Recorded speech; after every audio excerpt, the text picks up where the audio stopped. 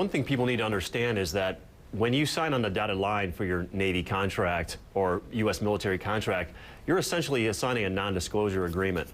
So did these guys disclose sensitive information to the extent it's going to damage operational capabilities or their fellow SEALs in the line of duty or anyone in Special Operations Command? I don't think so. What they did was they brought certain pieces of kit to fruition to... What's that mean? They brought their kit and exposed it. What's that mean, pieces of kit? I don't understand. Pieces of kit, like critical pieces of equipment, like advanced night vision optic systems. We're using 4-tube night vision systems now, and all, Hollywood shows single tube and double tube. These are 4-tube night vision devices which give a extremely expanded field of vision, and depth perception is dramatically improved. Now, Soledad, this is a piece of equipment that's costs up to $100,000 to outfit each individual. So not only is it cost prohibitive for any other country to acquire this, it's also controlled under what are called ITAR policies that prevent any military equipment or hardware from being exported to any other nation. So is the issue that to the extent that is it the issue that they've sort of undermined national security, or is the issue that you're not allowed to do these kinds of consulting gigs without going through us, the military, first, and that's what they're mad about? Or is there a real risk that they've now put people in?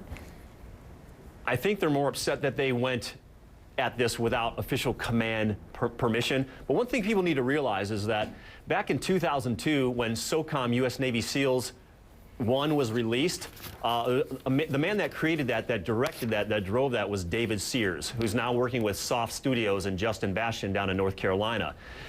David Sears had complete cooperation from the U.S. military, from the whole command at SEAL Team 3 on the West Coast. They gave these guys weapons to fire so they could record the actual sound. They gave them 4 or 5 actual SEALs.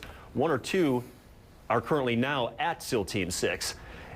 They gave these individuals and this equipment to David Sears so he can make this game and have it be as accurate as possible. So it kind of appears to me that they've just changed the rules all of a sudden. It's more of like a knee-jerk, hair-trigger reaction to the Mark Heben book, No Easy Day, with the accounts of the Bin Laden raid. So I think they're really trying to clamp down on the divulgence of information by guys currently on active duty.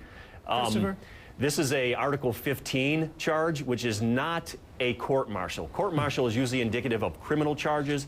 This is what's called an NJP, or non-judicial punishment.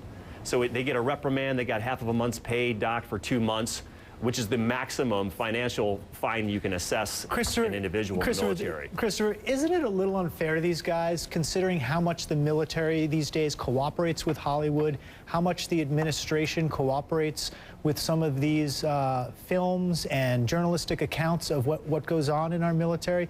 Isn't it a little unfair for the guys on the ground who are doing this hard work, who see that and want to set the story straight? I mean, I read No Easy Day, which is an incredible book, and one of the things that drove that author was he saw what was being reported by the media, he saw what was being put out by the White House after the raid, and he said he wanted to set the record straight and tell an accurate story, and as far as I can tell, was very careful in not revealing anything overly sensitive. So it seems like the military wants it to have it both ways on this stuff.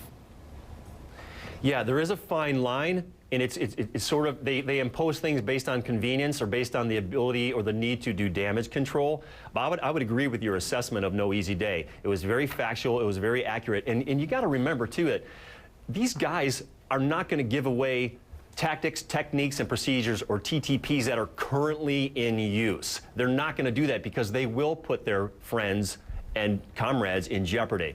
They're not going to do that. You know, and at the end of the day, too, the Taliban and Al-Qaeda is not going to use modern warfare Warfighter as a training video, as a training aid or a recruitment tool or a recruitment aid. They're not going to use it. It's still a reactionary game. There's no planning involved. You know, guys get killed, they respawn, and they go through the room or the doorway again. It's not telling you what tactics to use. So it's a very reactionary game. And the way I look at it is this: a professional football player trains for hundreds and hundreds of hours for actually 3 to 4 minutes of physical contact during a game. So with these games, these video games, the player is actually getting that 3 or 4 minutes of actual enemy contact. They don't get the training, all the man hours that have to go into acquiring these skills and these abilities. and intelligence data. They don't get that. They just get the meat and potatoes, and it's an exhilarating, it's a fun experience.